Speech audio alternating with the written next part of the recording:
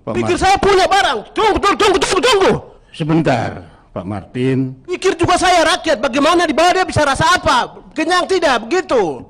Jangan pikir yang besar-besar. Sedangkan saya pusing. Bicara apa semua ini?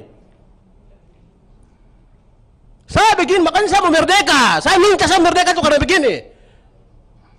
Saya manusia yang dipikirkan. Tidak lihat saya manusianya. Sedangkan kalian pikir yang... Kalau kita mau bebas begitu, bunuh saja rakyat. Bunuh saja biar kita bebas dari rakyat. Perlu kita catat, negara ada karena rakyat. Tanpa rakyat, negara tidak bisa ada.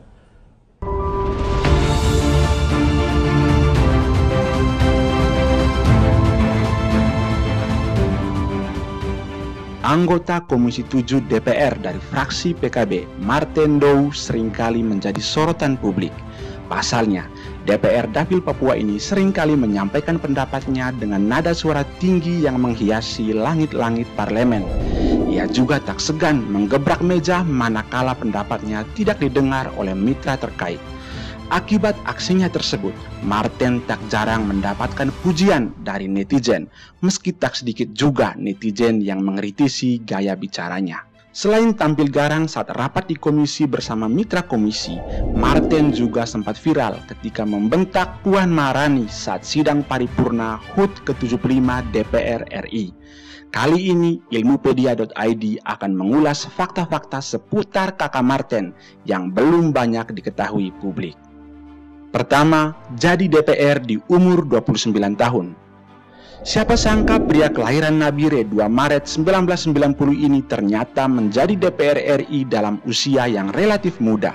Martin dilantik menjadi DPR RI saat usianya menginjak 29 tahun. Ia pun masuk dalam jajaran 9 politisi termuda di Senayan yang menjadi legislator. 8 nama lainnya yakni Muhammad Rahul berusia 23 tahun, Hilary Brigita berusia 23 tahun, Farah Putri Nahlia berusia 23 tahun, Rizky Aulia Rahman Natakusuma berusia 25 tahun, Adrian Jopi Paruntu berusia 25 tahun, Roji Ubab Maemwen yang berusia 30 tahun, Paramita Widyakusuma berusia 31 tahun, serta Syarul Aidi Majad berusia 42 tahun. Darah muda yang mengalir dalam diri Martin rupanya menjadi salah satu alasan mengapa sosok ini terkenal berani dan lantang saat menyampaikan pendapat. Ia juga sering terdengar marah ketika menyuarakan aspirasi dari masyarakat Papua yang selalu menjadi daerah termiskin di Indonesia.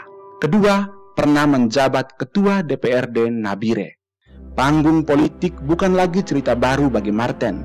Sebelum menjadi DPR RI, ia sudah menjabat posisi penting dalam pemerintahan lokal Nabire. Ia bahkan sudah menjadi DPRD sejak umur 24 tahun dan dipercayakan menjadi Ketua DPRD Nabire periode 2014-2019. Dalam usia yang relatif sangat muda, posisi Martin sudah sejajar dengan bupati dalam pemerintahan daerah. Itulah sebabnya ia mengaku sangat mengetahui masalah yang menimpa rakyat di dapilnya. Martin juga mengklaim dirinya sebagai penyambung suara rakyat Papua. Ketiga, raup suara terbanyak. Pernah menjadi Ketua DPRD Nabire tentu menjadi modal kuat bagi Martin untuk melanggeng ke Senayan. Politisi dari Partai Kebangkitan Bangsa ini meraup suara terbanyak dengan total dukungan sebanyak 151.994 suara. Di kalangan orang Papua, Martin memang terkenal suka menolong. Modal sosial itu membuat perjalanan politiknya makin mulus ke Senayan. Keempat, isu HAM Papua. Selama 5 tahun ke depan, Martin akan fokus terhadap isu-isu terkait Papua seperti masalah hak asasi manusia yang selalu menjadi sorotan banyak kalangan. Ia juga bertekad untuk mengembalikan hak dan martabat masyarakat Papua. Ia berharap diberikan ruang untuk aspirasi masyarakat Papua dalam kebijakan pemerintah, sehingga martabat kaumnya bisa sejajar dengan masyarakat Indonesia lainnya. Dalam beberapa kesempatan, ia juga menyebutkan Indonesia sudah merdeka selama 75 tahun. Namun menurutnya, masyarakat Papua belum seutuhnya merasakan kemerdekaan itu. Oleh karena itu, Martin meminta seluruh DPR RI, terutama komisi yang berkaitan agar bisa membantu menyelesaikan persoalan Otsus di Papua. Masalah Freeport juga tak luput dari perhatian Martin. Saat rapat dengar pendapat dengan manajemen Freeport baru-baru ini, Martin meminta agar saham salah satu tambang emas terbesar di dunia itu dimiliki masyarakat Papua. Kelima, bentak Ketua DPR Puan Maharani. Merdeka!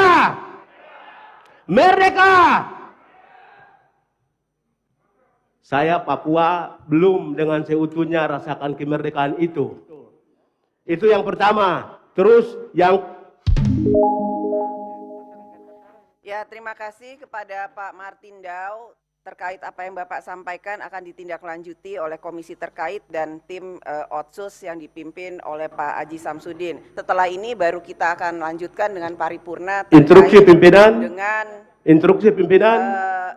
Paripurna yang selanjutnya bisa disepakati. Instruksi pimpinan. Instruksi ya. Pimpinan. Pimpinan instruksi. Salah satu aksi viral yang dilakukan Martin adalah saat dirinya membentak Puan Maharani saat paripurna HUT DPR RI ke-75. Martin melakukan interupsi terhadap Puan dengan nada suara tinggi lantaran omongannya terkait Papua dipotong oleh Puan. Ketegangan ini dimulai ketika Martin memberikan tanggapan mengenai Papua yang belum sepenuhnya merdeka dan mengenai Otsus Papua. Lantaran omongannya dipotong secara mendadak, Martin pun kesal. Ia pun melayangkan interupsi dengan nada suara tinggi dan keras. Puan tidak menggubris bentakan tersebut. Acara pun kembali berjalan seperti biasa. Itulah beberapa fakta terkait Martin Dau yang kerap kali menjadi perbincangan warganet di tanah air. Halo teman-teman, jangan lupa untuk pencet tombol subscribe-nya. Melalui channel ini, kamu akan mendapatkan banyak sekali informasi menarik yang dapat menambah wawasan kamu. Ilmupedia.id akan menyajikan beragam ulasan pilihan berupa topik yang sedang hangat, peristiwa unik, berita, review buku atau film, dan tips-tips jitu yang dapat membantu kamu merayakan kehidupan. Oh ya, satu lagi, lewat channel ini sesuatu yang berat dan sulit akan lebih mudah dimengerti karena kami menarasikannya dalam bahasa yang sederhana. Video-video ilustrasinya juga dapat membantu kamu lebih cepat memahami sesuatu. Jadi, tunggu apa lagi teman-teman? Ayo dukung kami dengan subscribe, komen, dan bagikan. Terima kasih.